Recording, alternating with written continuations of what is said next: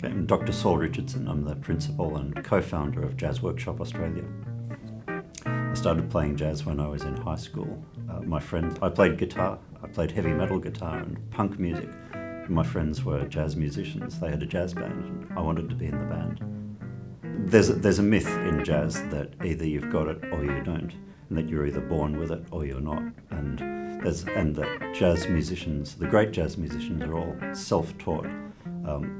And as I say, that's a myth, it's not true. I've recently finished my PhD research, and an important point that came out of the dissertation is that is a myth. It debunks the myth. The great jazz musicians of the past, it turns out, just like kids these days, took music lessons, they did music at school, they learnt at church.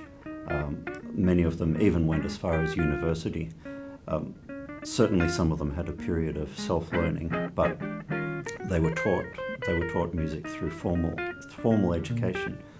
So formal teaching and music lessons have been a part of jazz right from the very beginning. What we do differently here is we have jazz combos. A combo is a small group of 5 or 6 people playing different instruments. Jazz is something that is meant to be played with other people. It's a social thing.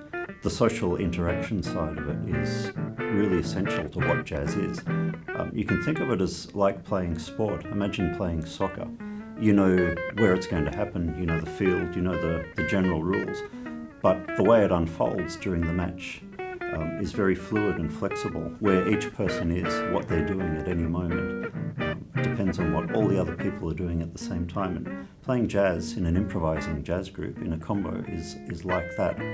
And that's something that you can't just get when you're doing private lessons or private practice by yourself at home. You need to get that experience and the feel for it in a real group playing real jazz with other people. The private music lessons here are given by expert teachers who really know that social side of jazz. They're improvising musicians themselves, and they're able to prepare students to participate in that world, that social, interactive world of jazz. They know it inside out.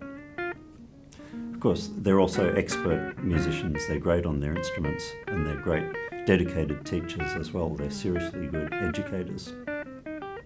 We also run jazz camps. There's a winter jazz camp and a summer jazz camp every year, and people come not just from our local area, not just from Sydney, they come from far and wide, all around Australia, overseas even. The summer jazz camp is an immersive experience. It's a whole week. They're living on site. They're listening to concerts by professional jazz musicians. They're playing together with peers, like-minded peers from all over the place.